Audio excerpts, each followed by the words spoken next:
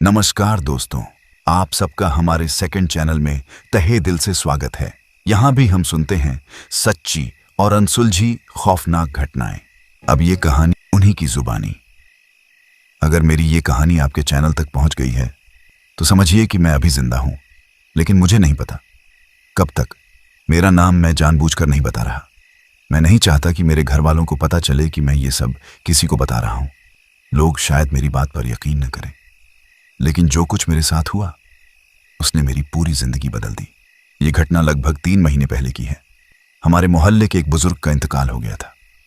वो बहुत नेक इंसान थे, नमाजी, शांत मिजाज और हर किसी की मदद करने वाले। पूरे इलाके में उनका बहुत सम्मान था। असर की नमाज के बाद उनका जनाजा उठाया गया। मैं भी बाकी लोगों के साथ कंधा देने चला गया। उस दिन मौसम कुछ अजीब था। आसमान पर बादल तो थे, लेकिन बारिश नहीं हो रही थी। हवा बिल्कुल बंद थी। ऐसा लग रहा था जैसे पूरा माहौल किसी अनजाने इंतजार में खड़ा हो। हम लोग कब्रिस्तान पहुंचे। दफन करने के बाद सबने फातिहा पढ़ी। धीरे धीरे लोग वापस लौटने लगे, लेकिन मैं वहीं कुछ देर और रुक गया। पता नहीं क्यों, दिल कर रहा था कि थोड़ी देर और दुआ कर लूं। करीब 5 मिनट बाद मैं भी बाहर निकलने लगा। जैसे ही कब्रिस्तान के बड़े लोहे के गेट से बाहर आया, मुझे ऐसा महसूस हुआ जैसे किसी ने बिल्कुल मेरे पीछे आकर कदम रोक दिए हों। मैंने तुरंत पीछे मुड़कर देखा, लेकिन वहां कोई नहीं था। मैंने सोचा शायद मेरा वहम होगा। मैं तेज कदमों से सड़क की तरफ बढ़ गया। शाम ढलने लगी थी। सड़क लगभग खाली थी। दूर दूर तक बस कुछ लोग दिखाई दे रहे थे। तभी मेरे कानों में पीछे से मिट्टी पर चलने जैसी आवाज आई। ऐसा लग रहा था जैसे कोई नंगे पैरों से सूखी मिट्टी पर धीरे धीरे चल रहा हो। मैं रुका, आवाज भी रुक गई। मैं फिर चलने लगा, आवाज फिर शुरू हो गई। अब मेरी धड़कन थोड़ी तेज हो चुकी थी। मैंने दूसरी बार पीछे मुड़कर देखा। इस बार भी कोई नहीं था, लेकिन जाने क्यों मुझे ऐसा महसूस हो रहा था कि कोई मुझे देख रहा है। वो एहसास इतना अजीब था जिसे शब्दों में समझाना मुश्किल है। मैंने बिना रुके घर की तरफ चलना शुरू कर दिया। करीब 20 मिनट बाद मैं घर पहुंच गया। घर में सब सामान्य था। मैंने किसी को कुछ नहीं बताया। सोचा बेकार में सब मुझे डरपोक समझेंगे। रात को खाना खाया और करीब 11 बजे सोने चला गया। कमरे की लाइट बंद की और जैसे ही बिस्तर पर लेटा, मुझे लगा कमरे के एक कोने में कोई खड़ा है। मैंने तुरंत मोबाइल की टॉर्च जलाई। पूरा कमरा खाली था। मैंने गहरी सांस ली और खुद को समझाया, आज पूरे दिन जनाजे में था, इसलिए दिमाग ऐसी बातें सोच रहा है। मैंने दोबारा लाइट बंद की। इस बार मुश्किल से 2 मिनट ही बीते होंगे कि मेरे कमरे के दरवाजे पर बहुत हल्की 3 बार दस्तक हुई। मैंने आवाज लगाई, कौन है? बाहर से कोई जवाब नहीं आया। मैंने दरवाजा खोला। पूरा घर सो रहा था। गलियारा खाली था। मैं वापस कमरे में आया, दरवाजा बंद किया और इस बार अंदर से कुंडी भी लगा दी। लेकिन असली डर अभी शुरू भी नहीं हुआ था। मैंने दरवाजे की कुंडी दोबारा जांच ली। सब ठीक था। मैं बिस्तर पर लेट तो गया, लेकिन अब नींद आंखों से कोसों दूर थी। कमरे में अजीब सी खामोशी थी, इतनी गहरी कि मुझे अपनी सांसों की आवाज भी साफ सुनाई दे रही थी। करीब आधा घंटा बीत गया होगा। तभी मेरे कानों में किसी के धीरे धीरे सांस लेने की आवाज आई। ऐसा लग रहा था जैसे कोई मेरे कमरे के अंदर ही मौजूद हो। मैंने घबराकर मोबाइल उठाया और टॉर्च जला दी। कमरा बिल्कुल खाली था। अलमारी, खिड़की, दरवाजा सब वैसा ही था।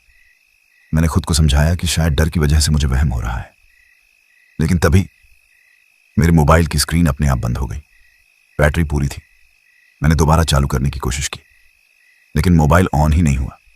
उसी पल मेरे कमरे की खिड़की धीरे धीरे अपने आप खुलने लगी। उसकी आवाज पूरे कमरे में गूंज गई। बाहर बिल्कुल हवा नहीं चल रही थी, फिर भी पर्दा ऐसे हिल रहा था जैसे कोई अभी अभी खिड़की से अंदर आया हो। मेरे पूरे शरीर में सिहरन दौड़ गई। मैं हिम्मत करके खिड़की तक गया और बाहर झांका। गली सुनसान थी, लेकिन सड़क के उस पार मुझे सफेद कपड़ों में कोई खड़ा दिखाई दिया। वो इंसान था या कुछ और, मैं समझ नहीं पाया। उसका चेहरा अंधेरे में साफ नहीं दिख रहा था। मैंने पलक झपकी और वो गायब हो गया। मैंने तुरंत खिड़की बंद कर दी। उस रात किसी तरह सुबह हो गई। मैंने राहत की सांस ली। सोचा अब सब खत्म हो गया होगा, लेकिन असली शुरुआत तो अब हुई थी। अगले दिन मैं काम पर चला गया। पूरे दिन खुद को व्यस्त रखने की कोशिश करता रहा, लेकिन एक बात बार बार मुझे परेशान कर रही थी। जहां भी जाता ऐसा लगता कोई मेरी पीठ के ठीक पीछे खड़ा है। जब भी अचानक मुड़कर देखता, वहां कोई नहीं होता। शाम को मैं मस्जिद गया। नमाज पढ़ने के बाद मैंने इमाम साहब से बस इतना कहा, मुझे कुछ अजीब महसूस हो रहा है। उन्होंने मेरी तरफ गौर से देखा, फिर पूछा, क्या तुम हाल ही में किसी जनाजे या कब्रिस्तान गए थे? मेरे हाथ पांव ठंडे पड़ गए। मैंने धीरे से कहा, जी। उन्होंने बिना कुछ बोले एक तस्बीह मुझे दी और कहा, आज से आयतुल कुर्सी और तीनों कुल रोज पढ़ना और बिना जरूरत रात में बाहर मत निकलना। मैंने वजह पूछी, लेकिन उन्होंने सिर्फ इतना कहा, हर चीज की वजह जानना जरूरी नहीं होता। उनकी बात सुनकर मेरा दिल और घबरा गया। उस रात मैंने उनके बताए हुए सभी वजीफे पढ़े और सो गया। करीब 3 बजे मेरी आंख अचानक खुल गई। कमरे में फिर वही खामोशी थी, लेकिन इस बार एक नई आवाज आ रही थी, घसीटने की आवाज, जैसे कोई भारी चीज जमीन पर खींच रहा हो। यह आवाज मेरे कमरे के बाहर से आ रही थी। धीरे धीरे वो मेरे दरवाजे के बिल्कुल सामने आकर रुक गई। मेरा गला सूख चुका था। मैं बिस्तर पर बिल्कुल चुप बैठा रहा और तभी दरवाजे के नीचे बनी छोटी सी दरार से मुझे किसी के पैरों की परछाई दिखाई दी। लेकिन वो पैर इंसान जैसे नहीं थे। ऐसा लग रहा था जैसे दोनों पैर उल्टी दिशा में मुड़े हुए हों। मैं चीखना चाहता था, लेकिन आवाज ही नहीं निकल रही थी। और अगले ही पल दरवाजे पर 3 बार धीरे धीरे दस्तक हुई। फिर बाहर से पहली बार एक बहुत धीमी औरत की आवाज सुनाई दी, तुम मुझे वहीं छोड़ आए। और मेरी रगों में खून जैसे जम गया। उस औरत की आवाज सुनते ही मेरे पूरे शरीर में जैसे जान ही नहीं रही। मैं बिस्तर पर बैठा था, लेकिन ऐसा लग रहा था कि अगर उठने की कोशिश भी करूंगा तो पैर मेरा साथ नहीं देंगे। बाहर फिर वही आवाज आई, दरवाजा खोलो। इस बार उसकी आवाज पहले से ज्यादा साफ थी, लेकिन उसमें इंसानों जैसी गर्माहट नहीं थी। ऐसा लग रहा था जैसे कोई बहुत गहरे कुएं के अंदर से बोल रहा हो। मैंने कांपते हुए आयतुल कुर्सी पढ़ना शुरू कर दिया। जैसे जैसे मैं पढ़ रहा था, दरवाजे पर होने वाली दस्तक तेज होती जा रही थी। अचानक सब कुछ बिल्कुल शांत हो गया। इतनी गहरी खामोशी कि मुझे लगा शायद वो चली गई। मैंने हिम्मत करके घड़ी देखी। रात के ठीक 3:17 हो रहे थे। मैंने पूरी रात दरवाजा नहीं खोला। सुबह फज्र की अजान हुई, तब जाकर मेरी जान में जान आई। मैंने दरवाजा खोला और जो देखा उसे देखकर मेरे होश उड़ गए। दरवाजे के ठीक बाहर गीली मिट्टी के निशान बने हुए थे। ऐसे निशान जैसे कोई कब्रिस्तान की मिट्टी से भरे पैरों के साथ पूरी रात वहीं खड़ा रहा हो। लेकिन सबसे डरावनी बात, उन पैरों के निशान मेरे कमरे की तरफ आए थे, वापस जाने के नहीं। मैंने पूरे घर में देखा, कहीं भी और निशान नहीं थे, बस मेरे दरवाजे तक। मैंने उसी वक्त तय कर लिया कि अब यह बात किसी समझदार इंसान को बतानी पड़ेगी। दोपहर में मैं फिर मस्जिद गया। इस बार मैंने इमाम साहब को सारी बात बता दी। उन्होंने बहुत देर तक मेरी बातें सुनी, फिर कुछ पल चुप रहे और धीरे से बोले, जिस दिन जनाजा था क्या तुम सबसे आखिर में कब्रिस्तान से निकले थे? मैंने कहा, जी। मैं कुछ देर दुआ पढ़ने के लिए रुक गया था। उन्होंने गहरी सांस ली, फिर बोले, कभी कभी कुछ जगहों पर ऐसी रूहें होती हैं जो किसी वजह से बेचैन रहती हैं।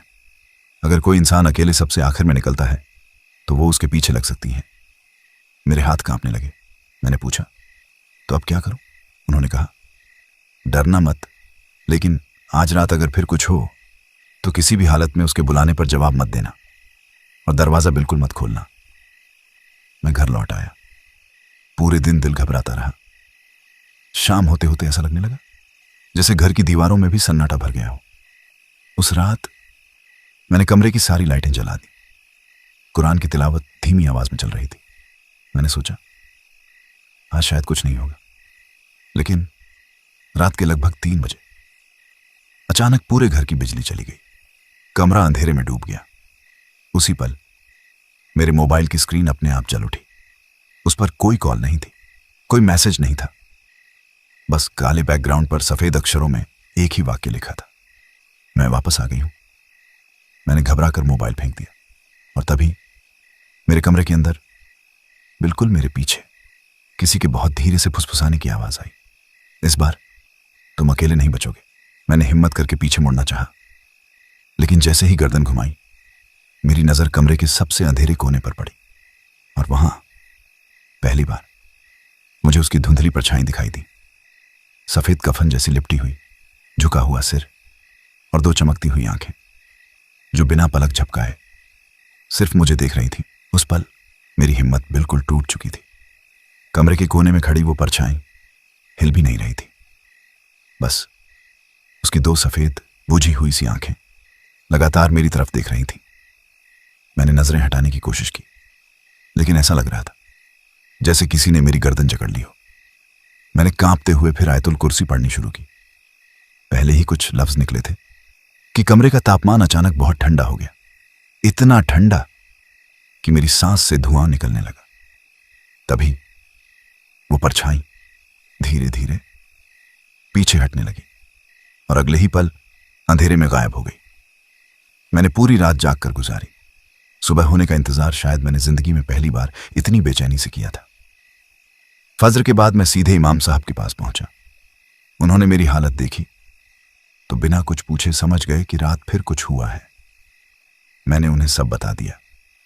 कुछ देर खामोश रहने के बाद उन्होंने कहा, आज शाम मेरे साथ कब्रिस्तान चलोगे? ये सुनते ही मेरे पैरों तले जमीन खिसक गई। मैंने घबरा कर कहा, मैं वहां दोबारा नहीं जाना चाहता। उन्होंने जवाब दिया, अगर वजह वहीं से शुरू हुई है तो उसका सामना भी वहीं करना होगा। पूरा दिन मेरा दिल घबराता रहा। शाम को मगरिब के बाद मैं और इमाम साहब कब्रिस्तान पहुंचे। वहां पहले से ही गहरा सन्नाटा था। दूर कहीं एक कौवा लगातार कांव कांव कर रहा था। हवा भी अब पहले जैसी नहीं थी। उसमें मिट्टी की एक अजीब सी गंध थी जो मुझे उसी दिन की याद दिला रही थी जिस दिन जनाजे से लौटा था। हम दोनों उसी रास्ते पर चल रहे थे जहां से मैं उस दिन अकेला बाहर निकला था। अचानक इमाम साहब रुक गए। उन्होंने जमीन की तरफ इशारा किया। मैंने नीचे देखा और मेरी रूह कांप गई। सूखी मिट्टी पर नंगे पैरों के निशान बने हुए थे, लेकिन वो किसी इंसान के नहीं लग रहे थे। उनकी एड़ियां आगे थीं और उंगलियां पीछे, ठीक वैसे ही जैसी परछाई मैंने अपने दरवाजे के नीचे देखी थी। इमाम साहब ने धीरे से कहा, इन निशानों के पीछे मत जाना। लेकिन मेरे कानों में उसी वक्त एक औरत की बहुत धीमी आवाज गूंजी, इधर आओ। आवाज इतनी साफ थी जैसे कोई मेरे बिल्कुल कान के पास खड़ा होकर बोल रहा हो। मैं अनजाने में उन निशानों की तरफ बढ़ने लगा। हर कदम के साथ मुझे बाकी सब आवाजें सुनाई देना बंद हो गई। न इमाम साहब, न हवा, न कौए की आवाज, बस वो एक ही आवाज। थोड़ा और आगे मैं जैसे किसी के वश में होता जा रहा था। तभी पीछे से किसी ने जोर से मेरा कंधा पकड़कर खींच लिया। मैं गिरते गिरते बचा। होश आया तो देखा इमाम साहब मेरे सामने खड़े थे। उनके चेहरे पर पहली बार डर साफ दिखाई दे रहा था। उन्होंने कांपती आवाज में कहा, अगर मैं एक पल भी देर कर देता तो तुम उस पुराने हिस्से में चले जाते? मैंने पूछा, कौन सा हिस्सा? उन्होंने दूर कब्रिस्तान के एक टूटे हुए कोने की तरफ इशारा किया। वहां घास और झाड़ियों के बीच कुछ पुरानी टूटी हुई कब्रें दिखाई दे रही थीं। उन्होंने धीमे से कहा, वहां बरसों से कोई दफन नहीं किया जाता, लेकिन लोग कहते हैं कुछ चीजें आज भी वहां से बाहर नहीं आई। मैंने उधर देखा और उसी पल टूटी हुई एक कब्र के पीछे सफेद कफन में लिपटी वही परछाई धीरे धीरे खड़ी होती हुई दिखाई दी। और इस बार उसने पहली बार अपना चेहरा मेरी तरफ उठाया। जैसे ही उसने अपना चेहरा मेरी तरफ उठाया, मेरी सांस वहीं अटक गई। लेकिन जो मैंने देखा वो मेरी सोच से बिल्कुल अलग था। उसका चेहरा किसी डरावने राक्षस जैसा नहीं था। वो एक औरत थी जिसका चेहरा बेहद पीला पड़ चुका था। आंखें गहरी और थकी हुई और चेहरे पर ऐसा दर्द जैसे वो बरसों से रो रही हो। उसके होंठ हिले, लेकिन आवाज सीधे मेरे कानों में गूंजी, मैं तुम्हें लेने नहीं आई। मैं पत्थर की तरह खड़ा रह गया। उसने फिर कहा, मैं तो तुम्हें चेतावनी देने आई हूं। इतना सुनते ही इमाम साहब ने मेरा हाथ पकड़कर पीछे खींचा और ऊंची आवाज में कहा, उसकी कोई बात मत सुनो। उसी पल वो औरत अचानक मेरी तरफ देखने लगी। उसकी आंखों का रंग बदल गया, सफेद, फिर धूसर, और देखते ही देखते बिल्कुल काला। अगले ही पल उसका चेहरा इंसानों जैसा नहीं रहा। उसका मुंह अस्वाभाविक रूप से खुल गया और कब्रिस्तान में एक ऐसी चीख गूंजी कि मेरे कान सुन्न हो गए। चारों तरफ बैठे कौए एक साथ उड़ गए। हवा अचानक तेज चलने लगी। सूखे पत्ते और मिट्टी हवा में घूमने लगे। मैंने अपनी आंखें बंद कर लीं। कुछ ही सेकंड बाद सब कुछ शांत हो गया। जब मैंने आंखें खोली, वहां कोई नहीं था। न वो औरत, न उसके पैरों के निशान, बस टूटी हुई कब्रें और गहरा सन्नाटा। इमाम साहब ने मुझे तुरंत वहां से निकलने को कहा। रास्ते भर उन्होंने एक भी शब्द नहीं बोला। मस्जिद पहुंचकर उन्होंने सिर्फ इतना कहा, आज रात जो भी हो, घर से बाहर मत निकलना, चाहे कोई भी आवाज दे, चाहे वो तुम्हारे अपने घर वालों की ही क्यों ना लगे। मैंने सिर हिला दिया, लेकिन मेरे मन में एक ही सवाल घूम रहा था। अगर वो मुझे मारना नहीं चाहती थी तो फिर मेरे पीछे क्यों लगी थी? उस रात मैंने कमरे का दरवाजा बंद किया और कुरान की तिलावत सुनते सुनते बिस्तर पर बैठ गया। रात के करीब 2:30 बजे अचानक मेरी मां की आवाज आई, बेटा जरा दरवाजा खोलो। मैं चौंक गया। इतनी रात को मां मेरे कमरे के बाहर क्यों आएंगी? मैंने जवाब नहीं दिया। फिर वही आवाज आई, इस बार और भी साफ, बेटा मुझे डर लग रहा है, दरवाजा खोल दो। मेरे कदम दरवाजे की तरफ बढ़ने लगे, लेकिन तभी मुझे इमाम साहब की बात याद आई, चाहे अपने घर वालों की आवाज ही क्यों ना लगे। मैं वहीं रुक गया। कुछ पल बाद बाहर से मेरी मां की आवाज बदलने लगी। धीरे धीरे वो भारी होती गई, फिर खराश भरी, और आखिर में वही औरत की आवाज बन गई, तुम बचते क्यों जा रहे हो? मेरे हाथ पांव कांपने लगे। अचानक पूरे घर की लाइट अपने आप जल उठी। मैंने खिड़की से बाहर देखा तो मेरी असली मां आंगन में खड़ी थी। वो किसी से बात कर रही थी, लेकिन वहां उनके सामने कोई था ही नहीं। और तभी मेरी मां ने अचानक बिना किसी वजह के अपना सिर धीरे धीरे मेरी खिड़की की तरफ घुमाया। उनकी आंखों में डर था और उन्होंने बिना आवाज निकाले सिर्फ अपने होंठों से एक बात कही, भागो। और उसी क्षण उनके पीछे अंधेरे से वही कफन में लिपटी परछाई धीरे धीरे बाहर निकल आई। मेरी मां के पीछे वही कफन में लिपटी परछाई खड़ी थी, लेकिन हैरानी की बात यह थी, मेरी मां को उसकी मौजूदगी का जरा भी एहसास नहीं था। वो बस एक तक मेरी खिड़की की तरफ देख रही थी। उनकी आंखों में इतना डर था जितना मैंने पहले कभी नहीं देखा था। और फिर अचानक उन्होंने जोर से दरवाजा पीटना शुरू कर दिया, बेटा जल्दी बाहर आ। इस बार उनकी आवाज बिल्कुल असली थी। मैं एक पल के लिए उलझ गया। क्या सच में बाहर मेरी मां थी, या फिर वो चीज फिर से उनकी आवाज की नकल कर रही थी?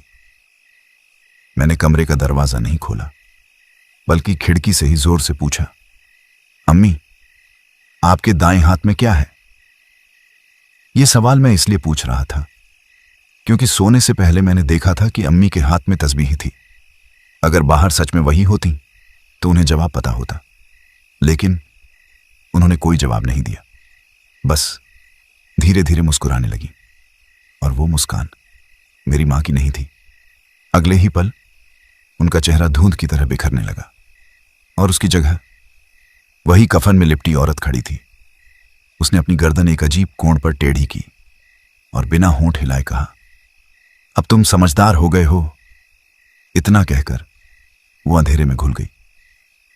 मैं पूरी रात नहीं सोया। सुबह होते ही मैं भागकर अपनी मां के पास गया।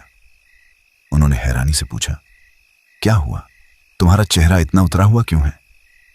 मैंने पूछा, अम्मी क्या आप रात में मेरे कमरे के बाहर आई थी? उन्होंने साफ मना कर दिया, नहीं, मैं तो पूरी रात अपने कमरे से निकली ही नहीं। मेरे पैरों तले जमीन खिसक गई। उसी दिन मैं फिर इमाम साहब के पास पहुंचा। उन्होंने मेरी पूरी बात सुनी, फिर पहली बार मुझे कब्रिस्तान का एक पुराना किस्सा सुनाया। उन्होंने कहा, आज से लगभग 30 साल पहले उसी कब्रिस्तान के पुराने हिस्से में एक औरत को दफन किया गया था। उसकी मौत अचानक हुई थी। लोगों में तरह तरह की बातें फैली। किसी ने कहा उसकी कुछ अधूरी बातें थीं। किसी ने कहा उसके साथ जुल्म हुआ था, लेकिन सच्चाई आज तक कोई नहीं जान पाया। मैं चुपचाप सुनता रहा। उन्होंने आगे कहा, उसके बाद कई लोगों ने दावा किया कि जनाजे से लौटते वक्त उन्हें किसी के पीछे पीछे चलने का एहसास हुआ। ज्यादातर लोगों ने ध्यान नहीं दिया, लेकिन जो लोग उस एहसास को नजरअंदाज करते रहे, उनके साथ अजीब घटनाएं होने लगीं। मैंने कांपती आवाज में पूछा, क्या कोई बचा भी था? इमाम साहब कुछ देर चुप रहे, फिर बोले, हां, लेकिन एक शर्त पर। मैंने तुरंत पूछा, कौन सी शर्त? उन्होंने मेरी आंखों में देखते हुए कहा, डर को अपने ऊपर हावी मत होने देना, क्योंकि ऐसी चीजें इंसान के डर से और मजबूत होती हैं। मैंने सिर हिला दिया।